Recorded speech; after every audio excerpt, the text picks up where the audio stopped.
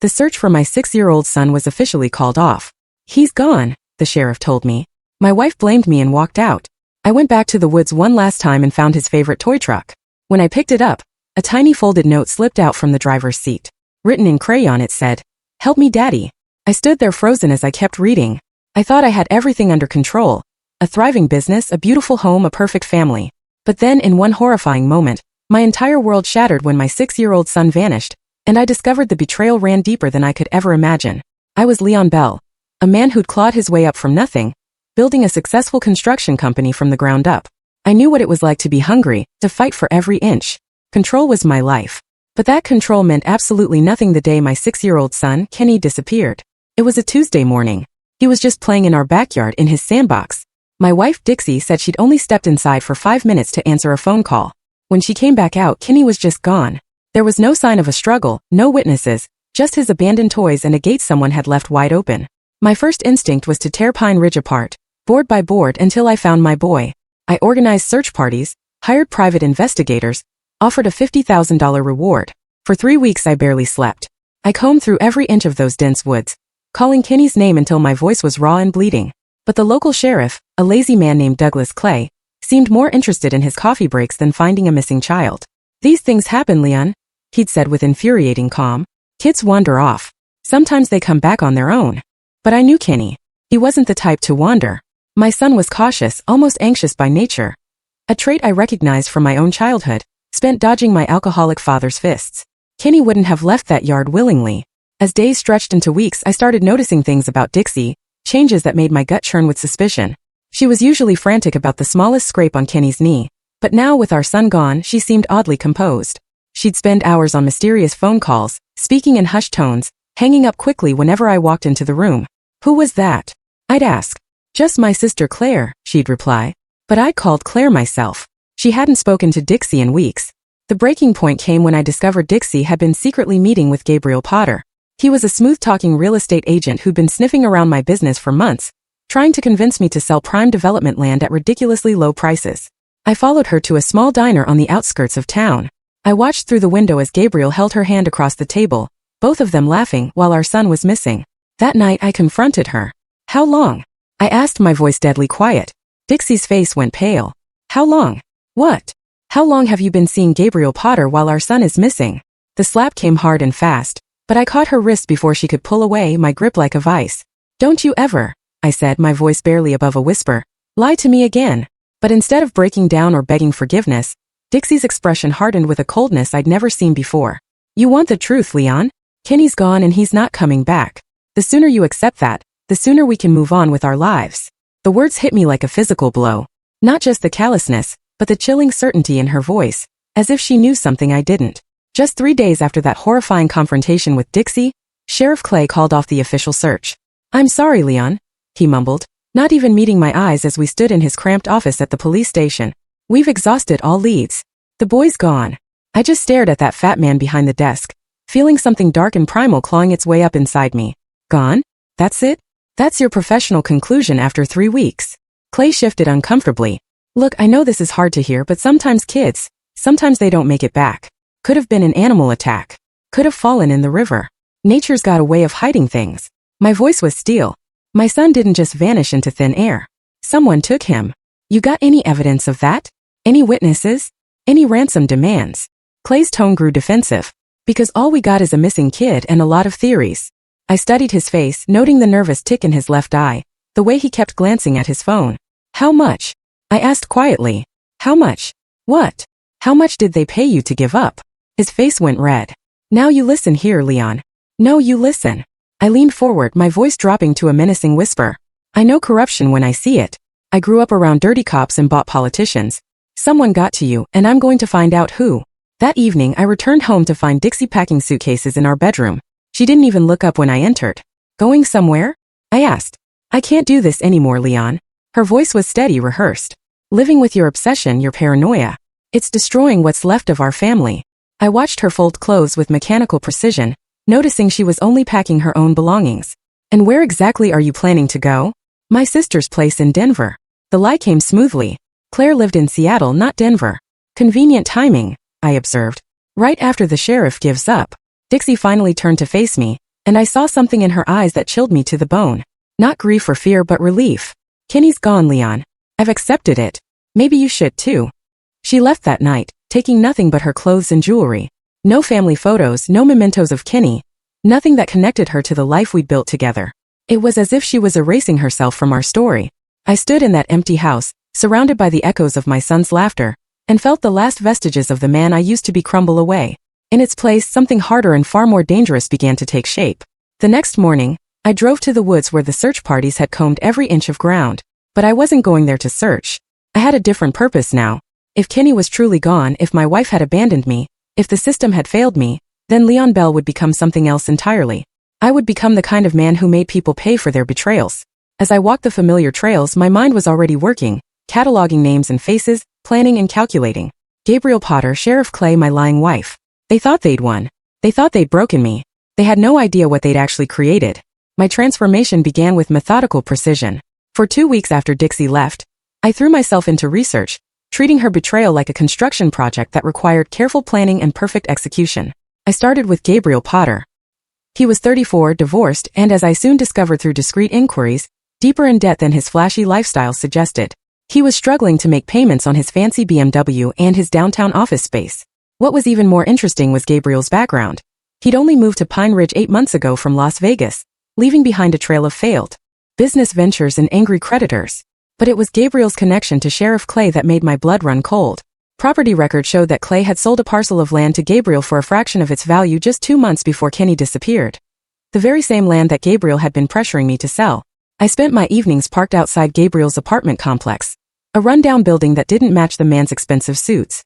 I watched his routine, noting his habits, his visitors, his weaknesses. What I discovered painted a clear picture. A man living far beyond his means, desperate enough to do anything for money, including perhaps arranging for a child to disappear. The thought made my hands shake with a quiet rage as I gripped my truck's steering wheel. But rage without purpose was useless. I'd learned that lesson from my father's drunken violence. I needed proof, not just suspicion. That proof came from an unexpected source. On a gray Thursday morning, I decided to make one final trip to the woods where Kenny had vanished. Not to search. I'd given up hope of finding my son alive, but to say goodbye to the boy who'd called me daddy with such trust and love. The forest felt different now, darker somehow, as if the trees themselves mourned Kenny's loss. I walked the familiar trails, remembering how my son had loved to explore these woods, always eager to discover some new treasure. An interesting rock, a bird's nest, a colorful leaf. It was that memory that led me to Kenny's favorite spot, a small clearing where a massive oak tree had fallen years ago, creating a natural playground. Kenny used to pretend the fallen trunk was a spaceship, a fort, a treasure island. I'd spent countless weekend mornings here, watching his imagination transform that simple log into anything his young mind could conceive. And there, partially hidden beneath a pile of autumn leaves, I found it. Kenny's red toy truck. My knees gave out as I picked up the small metal vehicle, remembering how Kenny had carried it everywhere, making engine noises and creating elaborate stories about its adventures. The truck was dirty but undamaged, as if it had been carefully placed rather than dropped in panic. As I turned the truck over in my trembling hands, something rattled inside. The toy had a small driver's compartment that opened, a feature Kenny loved because it let him put tiny action figures inside. My fingers fumbled with the mechanism, my vision blurred by tears I refused to shed. When the compartment opened, a small piece of paper fell out. I unfolded it with shaking hands, recognizing immediately my son's careful crayon handwriting. The letters, still uneven but legible, screamed, "Help me, Daddy." The world seemed to tilt around me as I stared at the note. Kenny was alive. My son was alive, and he'd somehow managed to leave this message. But where and how long ago? I examined the paper more closely. The crayon marks were faded, but not completely weathered, suggesting the note hadn't been outside for the full 3 weeks Kenny had been missing. The paper itself was from a small notebook, the kind used for grocery lists or phone messages. More importantly, the truck's placement seemed deliberate. It was hidden, but not buried, positioned where only someone who knew Kenny's habits would think to look. My son had been here in this exact spot, and had left this message hoping his father would find it, which meant someone had brought Kenny here, possibly held him nearby, and somehow Kenny had escaped long enough to leave this clue. My grief transformed instantly into cold, calculating fury. My son was out there somewhere, probably terrified, probably hurt, and the people responsible were living their lives as if nothing had happened. As I pocketed the note in the truck, my mind was already working. The location of the truck wasn't random. It was a message in itself. Kenny knew his father would come here eventually. The boy was smart, resourceful, just like I had been at that age when survival meant outthinking adults who wanted to hurt me. But Kenny was also running out of time. If he'd escaped once, His captors would be more careful now. I had to move fast. But I also had to be smart. Standing in that clearing surrounded by the echoes of my son's laughter, Leon Bell made a promise that would define everything that came next. I would find Kenny. I would bring him home. And everyone who had played a part in his disappearance would pay a price so brutal that their screams would echo through Pine Ridge for generations. The hunt was about to begin. After finding Kenny's note, my investigation took on a new desperate urgency. I converted my home office into a command center, covering the walls with maps, timelines, and photographs connected by red string, like something out of a detective thriller. But this wasn't fiction. This was my son's life hanging in the balance. The breakthrough came from an unlikely source. Ethel Knapp, the elderly woman who lived 2 houses down from Gabriel Potter's apartment complex. I'd been conducting door-to-door interviews, hoping someone had noticed unusual activity around the time Kenny disappeared. Ethel, a sharp-eyed woman in her 70s who spent most of her day watching the neighborhood from her front porch, remembered seeing a white van parked behind Gabriel's building multiple times over the past month. Funny thing about that van, Ethel said, adjusting her glasses, had Pennsylvania plates, but the man driving it didn't look like he was from out of state. Too comfortable with the area, if you know what I mean. She described the driver as a tall, thin man with graying hair and a distinctive limp. He walked like he'd hurt his left leg bad at some point, and he was always carrying a black duffel bag when he went into that building. My pulse quickened. A man with a limp and Pennsylvania plates. It was more than I'd had to work with before. I thanked Ethel and immediately drove to Gabriel's apartment, parking where I could observe the building without being seen. For 3 days, I maintained surveillance, sleeping in my truck and living off coffee and vending machine sandwiches. On the 3rd night, my patience was rewarded. A white van with Pennsylvania plates pulled into the parking lot at 2:17 a.m. I watched through binoculars as a tall, thin man with an obvious limp climbed out, carrying a black duffel bag. He looked around nervously before heading toward Gabriel's building. I followed at a distance, watching as the man entered through a side door that Gabriel had left propped open. Voices drifted from an open window on the 2nd floor, Gabriel's apartment. Moving closer, I positioned myself beneath the window, straining to catch fragments of the conversation above. Getting too risky, Gabriel's voice tense and worried. Should have handled it different from the start. The stranger's voice was gruff with a slight accent I couldn't place. The kid's note. If Belle finds. My blood turned to ice. They were talking about Kenny. About the note. Which meant they knew Kenny had escaped, at least temporarily. Move him again tonight. My mind raced. They were planning to move Kenny tonight. I had to act fast, but I also had to be smart. Bursting in now might get Kenny killed if he wasn't even here. I needed to follow the van, find where they were taking my son. As quietly as possible, I retreated to my truck and waited. An hour later, the man with the limp emerged, still carrying the duffel bag but walking with more urgency. Gabriel followed him to the van, and I could see them having an intense conversation before Gabriel handed over what looked like an envelope. The van pulled out of the parking lot, and I followed at a distance, keeping my headlights off whenever possible. They drove through Pine Ridge's quiet streets, then out onto the rural highways that led deeper into the forest. 20 minutes later, the van turned onto a dirt road I didn't recognize. I parked my truck and continued on foot, using my phone's dim light to navigate the rough terrain. The van's taillights disappeared around a bend, but I could hear the engine growing more distant. After walking for nearly half a mile, I saw lights ahead. A small cabin nestled in a clearing, almost invisible from the main road. The van was parked beside it, and I could see movement inside the cabin through the windows. Crouching behind a fallen log, I watched as the man with the limp carried boxes from the cabin to the van. Gabriel was there too, looking nervous and constantly checking his phone. But what made my heart race was the sight of a small shadow moving past one of the cabin's windows. A child-sized silhouette that could only be Kenny. Every instinct screamed at me to charge that cabin, to tear through those walls and rescue my son. But the rational part of my mind, the part that had built a successful business through careful planning and calculated risks, held me back. There were at least 2 armed men in that cabin, and I had no idea what other security measures they might have in place. More importantly, I still didn't understand the full scope of the conspiracy against me. Gabriel and this stranger were clearly working together. But who else was involved? Sheriff Clay's suspicious behavior suggested the corruption went deeper than just a cheating wife and her lover. As I watched, Gabriel received a phone call. Even from my hiding spot, I could hear the man's agitated voice rising as he paced back and forth. What do you mean someone's been asking questions?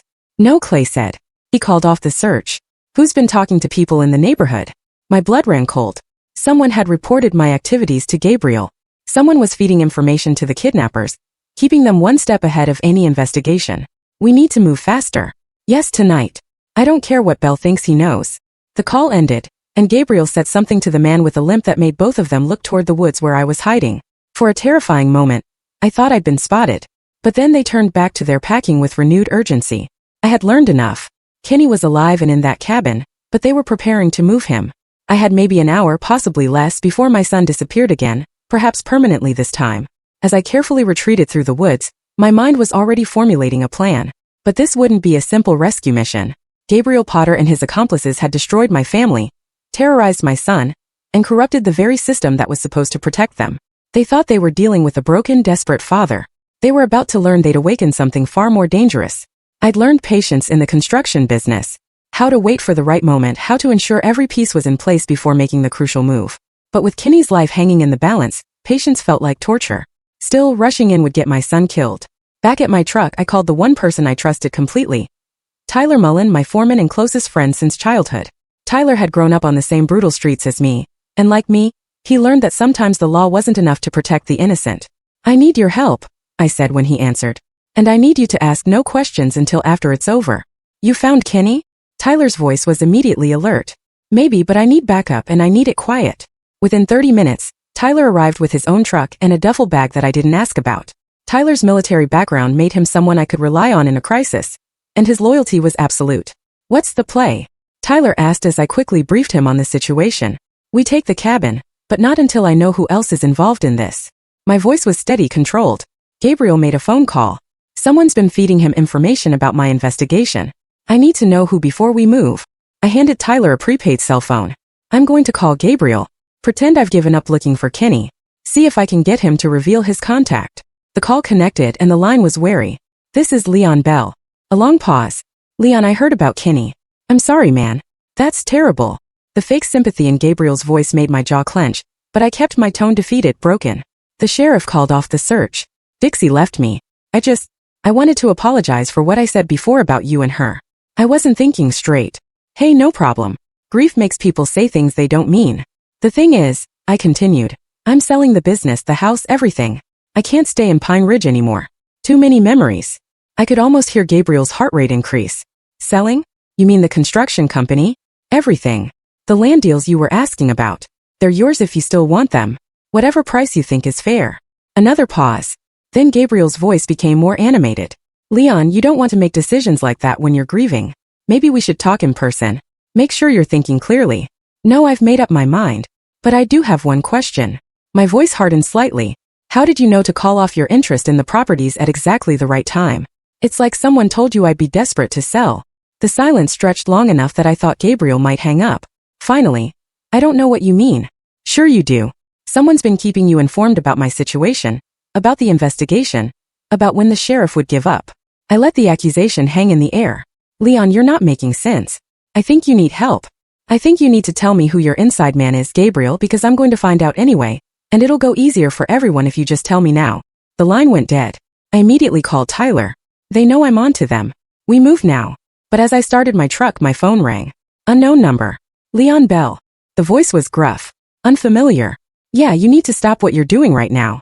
"Who is this?" "Someone who's trying to save your life. Walk away from this, Leon. Take what's left of your family and disappear." I felt cold fury building in my chest. "Is this the son of a bitch who took my boy?" "Your boy is already dead. Leon has been for weeks. What you think you found was just someone playing games with your head." The line went dead, but I was already driving toward the cabin, Tyler following in his own truck. The anonymous caller had just made a critical mistake. He'd revealed that they knew about the note about Kenny's toy truck. Only someone directly involved in the kidnapping would know those details, which meant Kenny was still alive. As we approached the dirt road leading to the cabin, my phone buzzed with a text from an unknown number. "Stop now or the boy dies." I showed the message to Tyler, who just nodded grimly. "Means we're close." We parked our truck a quarter-mile from the cabin and approached on foot through the dense woods. I carried a hunting rifle I'd grabbed from home, while Tyler's military training made him comfortable with whatever he brought in his duffel bag. The cabin was dark except for a single light in what appeared to be the back room. The white van was gone, but I could see fresh tire tracks indicating it had left recently. "They moved him," Tyler whispered. But as we crept closer, I spotted something that made my blood freeze. A small piece of red fabric tied to a tree branch near the cabin's back window, fabric that matched the shirt Kenny had been wearing the day he disappeared. It was another message from my son. I pointed out the marker to Tyler, who nodded, understanding. Kenny was still here or had been very recently. The boy was smart enough to leave clues, brave enough to take risks to communicate with his father, which meant my son was counting on me to come. As we positioned ourselves around the cabin, I made a promise to the boy I'd raised to be strong and clever. Daddy's coming, Kenny. And when this is over, everyone who hurt you is going to pay. The cabin was a trap, but not the kind I'd expected. As Tyler and I moved into position, I realized the building was too quiet, too still. The single light in the back room cast shadows that didn't move, and there were no sounds of human occupation. No footsteps, no voices, no signs of life.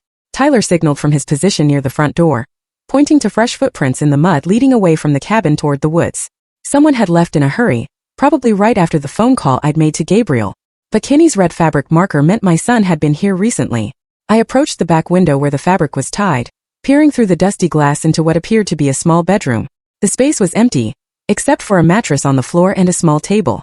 But there, scratched into the wooden wall near the window, were letters carved with something sharp. Dad. My son had been in this room. He'd been close enough to the window to tie that fabric to the tree branch outside. Kenny was alive, and he'd been trying to communicate. Tyler appeared beside me, having circled the cabin. Building's empty, he whispered. But there's evidence someone was living here. Food containers, sleeping bags, and Leon. Tyler held up a small object. I found this by the front door. It was Kenny's other toy. A small action figure that never left his pocket. But wrapped around the figure's waist was a piece of paper, so small it was almost invisible. I unfolded it carefully, revealing another message in Kenny's handwriting. Barn, Red Roof Hill. My mind raced as I tried to think of red-roofed barns in the area. There were several old farms scattered throughout the hills around Pine Ridge, but only one with a distinctive red roof that could be seen from the main highway, the old Henderson place abandoned for over a decade. I know where they took him, I said, pocketing the action figure. But as we prepared to leave, Tyler grabbed my arm. Wait, listen. In the distance, I could hear the sound of vehicles approaching on the dirt road. Multiple engines moving fast. They're coming back, Tyler said. Or someone else is. My mind calculated quickly. The approaching vehicles could be Gabriel and his associates returning. Or they could be law enforcement responding to reports of suspicious activity.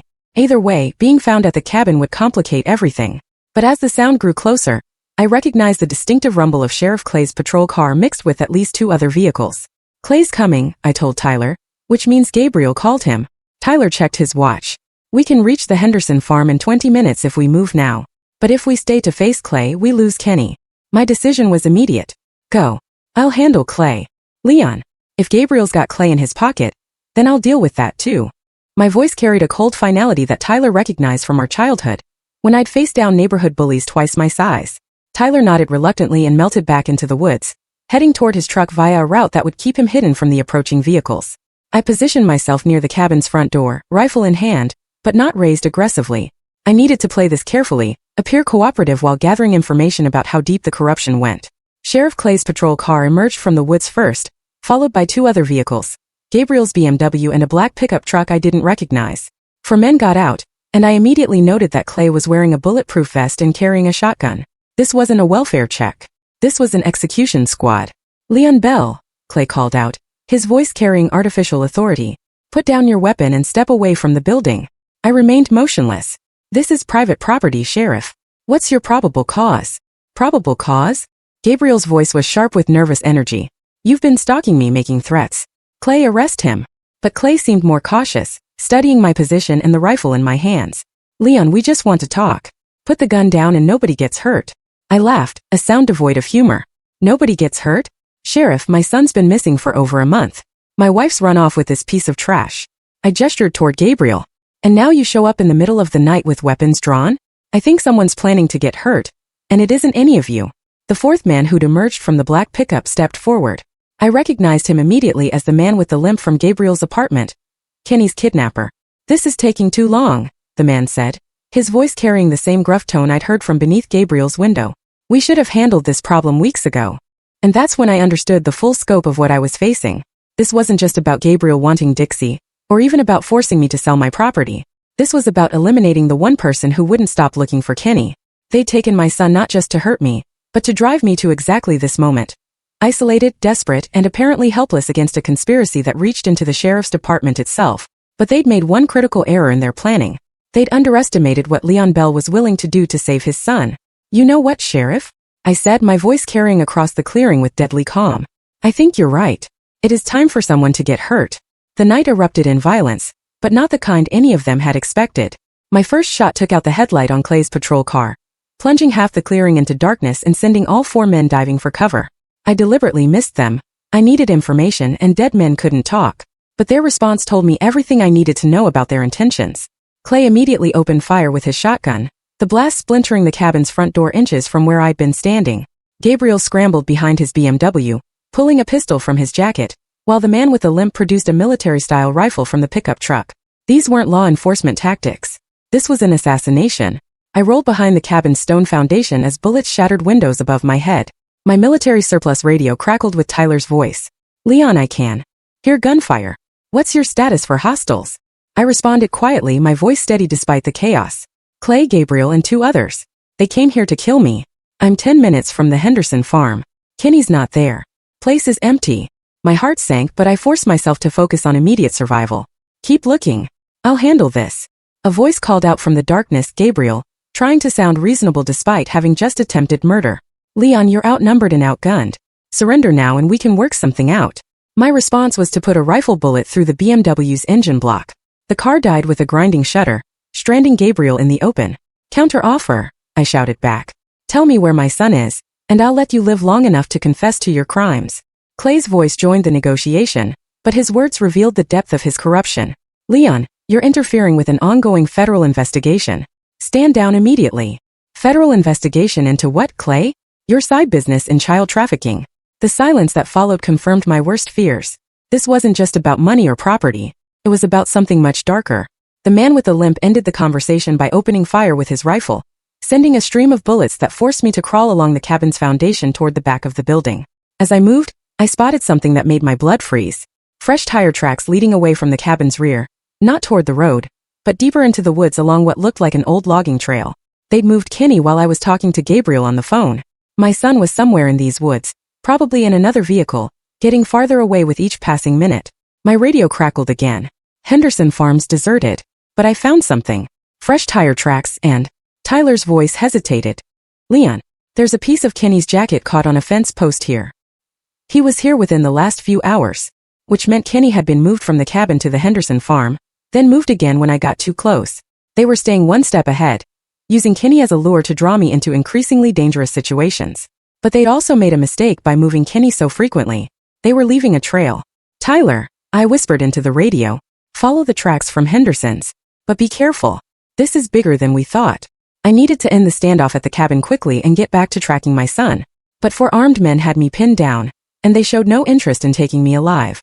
That's when I remembered the propane tank I'd spotted behind the cabin, the kind used for heating in remote locations. Sometimes the best defense was a really big distraction. I worked my way around the cabin's perimeter, staying low and using the building's bulk to shield myself from the gunfire that continued to pepper the woods around me. When I reached the propane tank, I could see it was connected to the cabin's heating system via a flexible line. One rifle shot into the tank's valve would create a massive gas leak.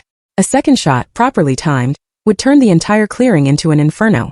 I positioned myself for the shot, then called out, Gabriel, I want to make a deal. My life for information about Kenny. I'll come out unarmed if you tell me where my son is. I could hear the men conferring in hushed voices. Finally, Gabriel responded, How do we know you won't try something? Because I'm a father who wants his son back alive, and because you've got 4 guns pointed at me. I waited, listening to their discussion. They were arguing about whether to trust me, whether they needed me alive for information, whether killing me now would solve their problems or create new ones. While they debated, I lined up my shot on the propane tank. All right, Leon, Clay finally called out. Come out slowly, hands visible, weapon on the ground. My response was to put a bullet directly into the tank's valve. The hissing sound of escaping gas was audible, even over the men's shouts of alarm. They had maybe 2 minutes before the gas concentration reached dangerous levels. Change of plans, I announced loudly. You've got 90 seconds to tell me where Kenny is before this whole clearing goes up in flames. The panic in their voices was immediate and gratifying. These men had been willing to kill a father searching for his son, but they weren't prepared to die for their conspiracy. He's at the old mining camp, Gabriel shouted. 3 miles north of Henderson's place now. Shut off the gas. I smiled grimly in the darkness. The old mining camp. I knew the place. Abandoned copper mine with several buildings. Remote enough that no one would hear a child's cries for help.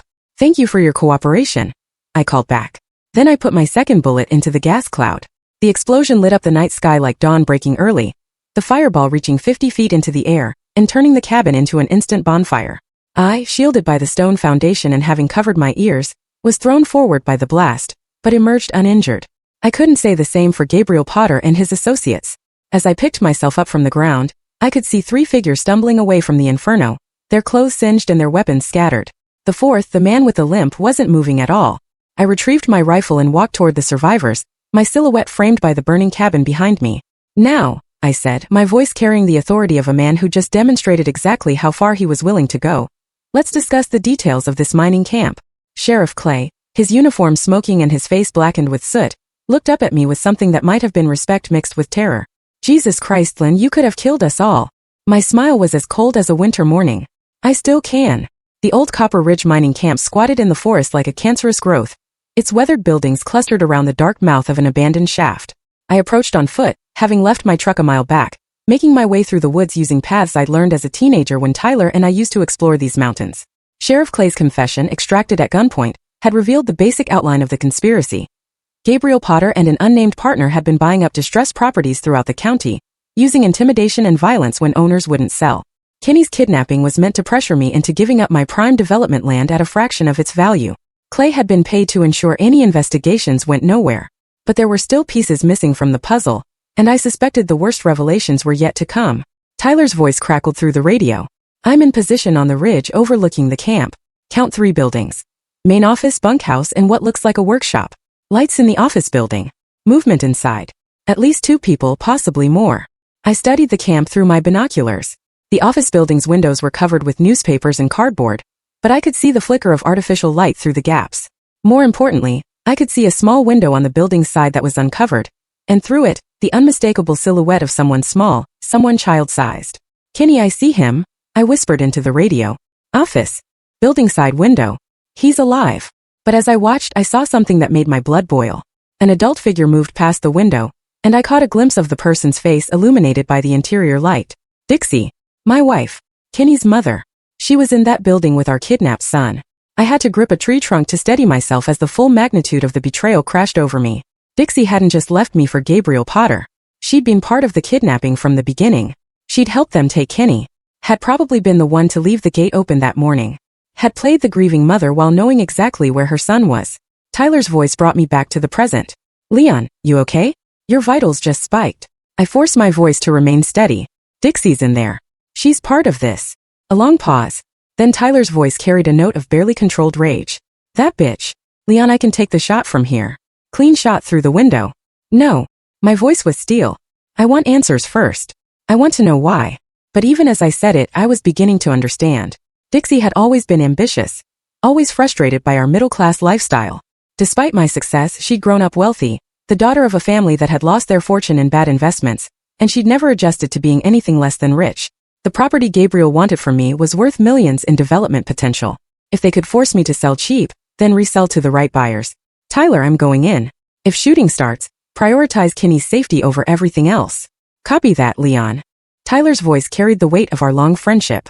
"Be careful in there. Something about this whole setup feels wrong." I was beginning to feel the same way. The camp was too exposed, too obvious. If they'd been moving Kenny multiple times to stay ahead of my investigation, why bring him to such an isolated location? Unless this was exactly where they wanted me to come.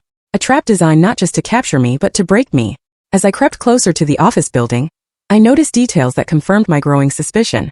The other buildings showed no signs of recent use, but the office had been carefully prepared for occupation.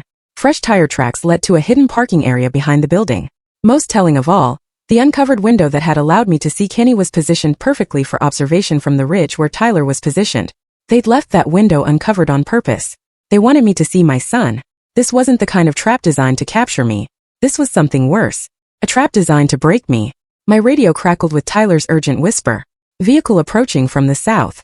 Black SUV moving fast. I duck-walked to a position where I could see the access road. The SUV that emerged from the tree line was expensive, government-issue looking. When it stopped in front of the office building, 4 people got out, all carrying professional-grade weapons and moving with military precision. But it was the 5th person who made my world tilt on its axis. Sheriff Clay emerged from the SUV, very much alive despite the explosion at the cabin, and very much in charge of the operation. "Tyler," I whispered, "we've been played." Clay wasn't a corrupt cop working for Gabriel. Gabriel was working for Clay, which meant everything I thought I understood about the conspiracy was wrong. The property grab, the kidnapping, even Dixie's involvement. It was all part of something much larger and more dangerous than I'd imagined. As I watched from my hiding place, Clay spoke into a radio. Belle's here, just like you said he'd be. What's the next phase? The response came through clearly enough for me to hear. Bring him inside. It's time he learned the truth about his son. My blood turned to ice as I recognized the voice on the radio. It was my own brother, Sam Bell, who'd supposedly died in Afghanistan 3 years ago. The office building's interior was a study in calculated psychology. Kenny sat in a corner unharmed but clearly frightened, while Dixie paced near a makeshift desk covered with documents. The room was lit by harsh fluorescent lights that cast everything in sharp relief. I could see immediately that my son hadn't been tortured or abused. He'd been kept as leverage. But it was the man sitting behind the desk who commanded my attention. Sam Bell, 3 years older than me, and supposedly 3 years dead, looking very much alive and very much in control. "Hello, little brother," Sam said, his voice carrying the same mixture of affection and condescension it had when we were children. "You always were too stubborn for your own good." I stood in the doorway, flanked by 2 armed men who'd escorted me inside after I'd surrendered myself in exchange for Kenny's safety. My rifle had been taken, but my mind was still working, still calculating angles and opportunities. "The funeral," I said quietly. "I buried you." "There was a flag ceremony," Sam smiled, the expression not reaching his eyes. "Military intelligence has its advantages. Sometimes a man needs to die in order to live freely. And Kenny." My voice was barely controlled. What was this? Some kind of sick family reunion? Dixie spoke for the first time since I'd entered, her voice defensive, but lacking any real conviction. "Leon, you have to understand." "Shut up." My command was so sharp that Dixie actually stepped backward. "I'm not talking to you. I'm talking to my dead brother who apparently kidnapped my son." Sam leaned back in his chair, studying me with the analytical gaze that had made him successful in military intelligence. "Kenny was never in any real danger. He's been fed, clothed, entertained. Hell, we even let him keep his toys." "His toys?" My voice rose. "You mean the ones he used to leave me messages? The ones he used to tell me he was alive when you wanted everyone to think he was dead?" Sam's smile widened. "You always were the smart one in the family. Yes, we allowed Kenny to leave those messages. We wanted you to find them." I felt the last pieces of the puzzle clicking into place. And the picture they formed was more horrifying than anything I'd imagined. This whole thing, the kidnapping, the investigation leading me here, it was all orchestrated. "Very good." Sam stood up, walking around the desk to face his brother directly. "You see, Leon, I have a problem. Several problems, actually. I've been running certain operations overseas that require funding and resources. The kind of funding that comes from real estate development in growing markets like Pine Ridge. My construction business, my property holdings, my entire life's work." "You could have just asked," I said. Sam laughed. "Could I?" The Leon Bell I knew growing up would never have willingly handed over his business to his supposedly dead brother. You'd have wanted explanations, involvement, oversight. That wasn't going to work for my situation. So, you decided to destroy my family instead. I decided to motivate you. Sam's voice hardened. "See, I know you, Leon, better than anyone. You're not motivated by money or threats or rational argument, but you are motivated by family, by protecting the people you love." I looked at Kenny, who was watching the conversation with the wide-eyed confusion of a child trying to understand adult insanity. Then I looked at Dixie, who was staring at the floor, unable to meet my eyes. "How long?" I asked her. "How long have you been working with him?" Dixie's voice was barely audible. "Since before we were married." The words hit me like a physical blow. My entire marriage, my son's birth, the life I built, all of it had been orchestrated by my brother as part of some long-term manipulation. "Dixie was supposed to convince you to sell the business," Sam continued conversationally. "Move somewhere else. Start over. But you were too attached to Pine Ridge. Too stubborn about your success here. So we had to try more aggressive methods. Like kidnapping my son. Borrowing your son," Sam corrected. "Temporarily. Just long enough to make you understand what really matters in life." I looked around the room taking inventory. 2 armed guards by the door. Sheriff Clay standing near the window. Dixie by the desk. Sam in the center of it all. And Kenny, my 6-year-old son, who'd been used as a pawn in a game I was only now beginning to understand. "There's just one problem with your plan, Sam," I said quietly. "What's that?" My smile was cold enough to freeze blood. "You forgot what I learned growing up in the same house you did. You forgot what Dad taught us both when he used his fists to solve problems." Sam's expression changed, becoming wary. "Leon, you forgot that I'm not the same scared kid who used to hide in closets when Dad came home drunk. You forgot that I spent 20 years building a business that required me to be harder than anyone else, tougher than anyone else, more ruthless than anyone else." I took a step toward my brother, and both guards raised their weapons. "And you really forgot," I continued, my voice dropping to a whisper, "that I would do absolutely anything to protect my son."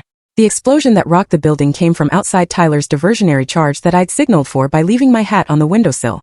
In the chaos that followed, as the lights went out and armed men shouted orders in the darkness, I moved with the precision of a man who'd spent 3 weeks planning for exactly this moment. The first guard went down to a hammer blow that I'd concealed in my boot, a tool that was both weapon and symbol of the honest work Sam had tried to steal from me. The second guard fell to a move I'd learned in construction site fights. A knee to the solar plexus that left the man gasping and helpless. Sheriff Clay reached for his weapon, but Tyler's sniper rifle ended that threat with a shot through the window that dropped the corrupt sheriff permanently. Dixie screamed and reached for Kenny, but I caught her wrist in a grip that would leave bruises for weeks. "Don't," I said, my voice carrying a lethal promise. "Don't you dare touch my son." Sam had drawn his own weapon, a military-issue pistol that he pointed at me with professional competence. "You always were too emotional, little brother. That's why you never would have succeeded in my line of work." "My line of work," I replied, "builds things that last. Your line of work destroys families." "Families?" Sam laughed. "Leon, you still don't understand. There never was a family. There was just you, your resources, and my need for both." The gunshot that ended Sam Bell's life came from an unexpected source. Kenny, only 6 years old, but already showing the survival instincts that ran in the Bell family bloodline, had picked up the first guard's dropped weapon and fired it with the desperate courage of a child protecting his father. As Sam fell, as the echoes of gunfire faded, as Tyler's voice called all clear from outside, I knelt beside my son and pulled the boy into my arms. "It's over, Kenny," I whispered. "Daddy's here now. It's over." But as I held my son, I looked at Dixie, who was cowering against the wall, finally understanding that her elaborate deception had collapsed. And my voice carried a promise that would define the rest of their lives.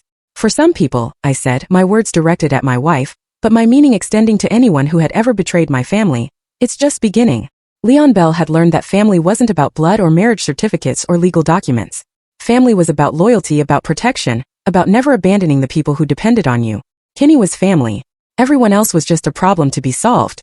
6 months later, Pine Ridge had a new sheriff, Tyler Mullen, whose military background and absolute integrity made him the town council's unanimous choice. The old mining camp had been converted into a memorial park for missing children, funded by the sale of certain real estate holdings that had somehow become available at very reasonable prices. Dixie Bell had disappeared entirely, though rumors persisted that she'd been seen in various cities throughout the country, always looking over her shoulder, always moving. Some people said she was running from federal investigators looking into her role in the conspiracy.